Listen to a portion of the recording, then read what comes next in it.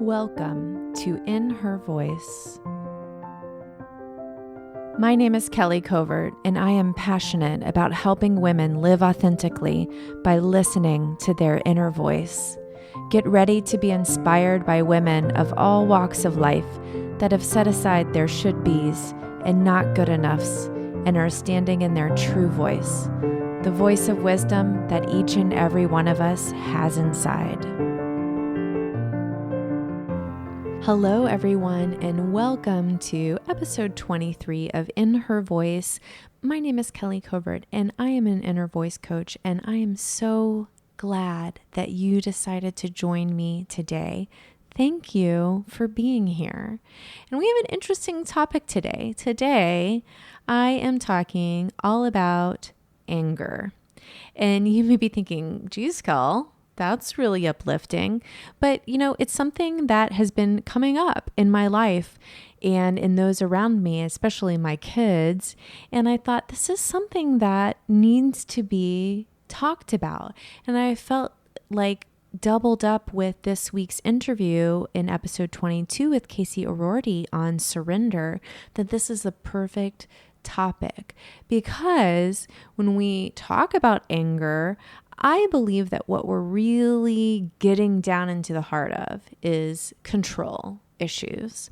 So this all started for me on Friday. This train of thought started for me on Friday when my youngest son, who is almost 11, had an extraordinary temper tantrum. And I say that in the truest sense of the word. I mean, he was literally kicking and screaming. We were in the car, so I felt like I was being held hostage by this crazy man. And he was upset. He was upset because I was making him do something that he did not want to do. And he got very angry with me because he felt that he had no control in this situation. And that's something I understand. I understand how we want to control things. And he lost it. I mean, it was like a full-on 3-year-old temper tantrum. And I just was astounded. I just didn't even know what to do. And I was basically a goddess of calm and composure for the first 10 minutes of this temper tantrum. And then I lost it. So before you think that, oh, Kelly does no wrong. No, I lost it, you guys. I was so angry. I was so mad at him for acting that way. I was so upset that he was reverting back to this behavior. I was so upset with the way that he was talking to me, with the mean things that he was saying to me. I was angry. And again, it was about me not being in control. He wasn't feeling like he was in control because I was making him do something he didn't want to do that made him angry. And then I felt like I could not control his behavior, and that made me angry.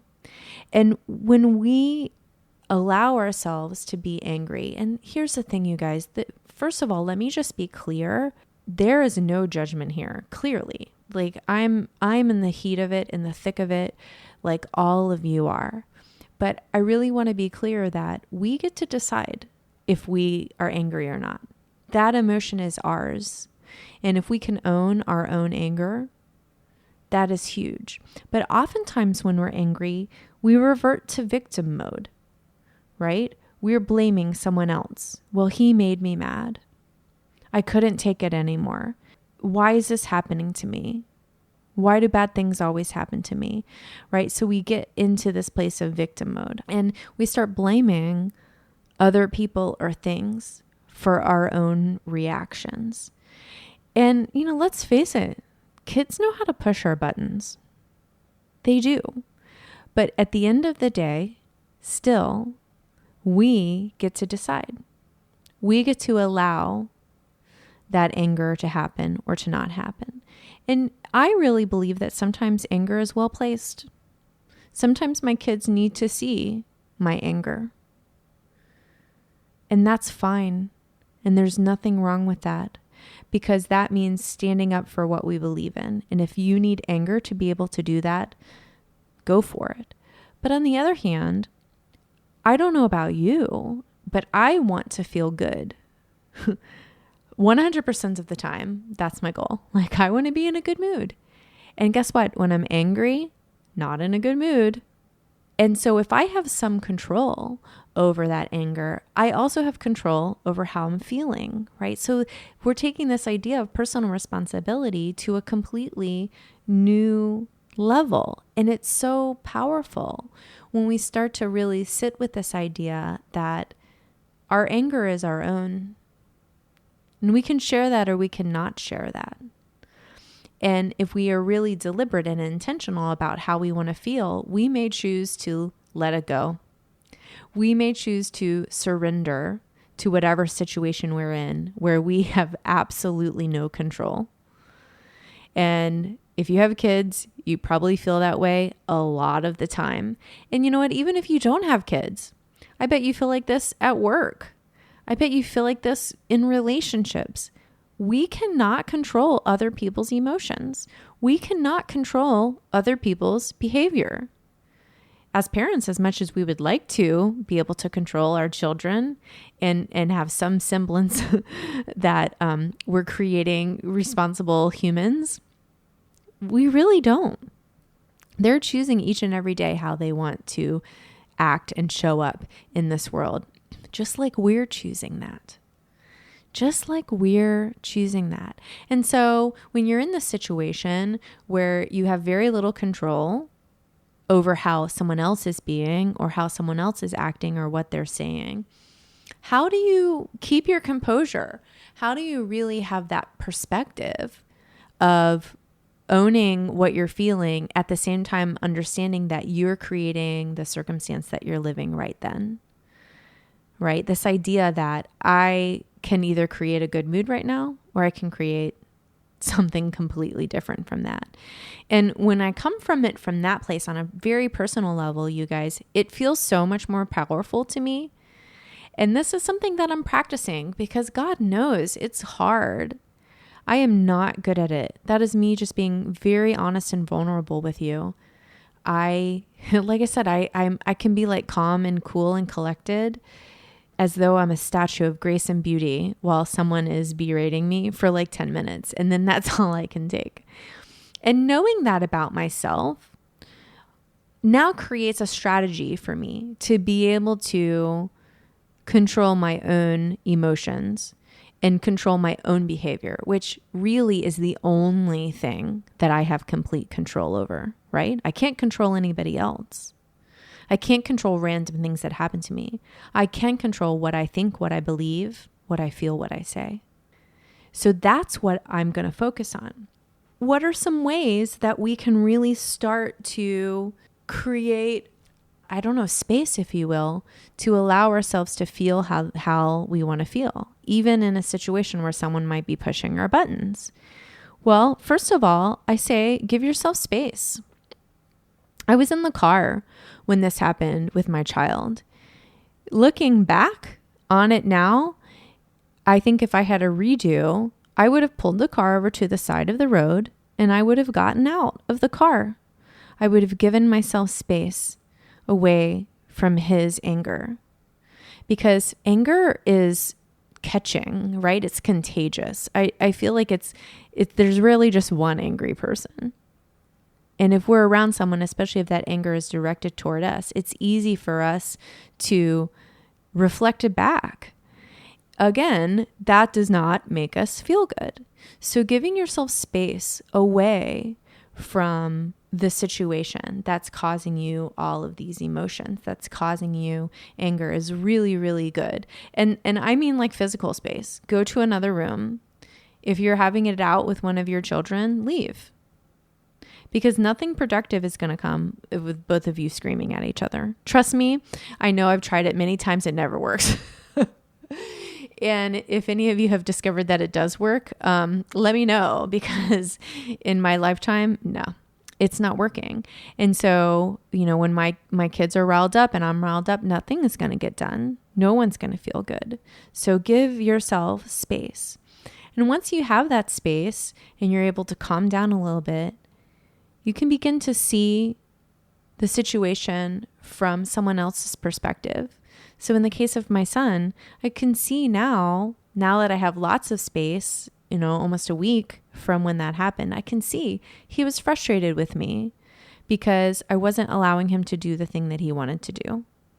He felt out of control. And kids, I think that's a hard place to be in. They don't have very much control over what they get to do and don't get to do, because usually the parents say.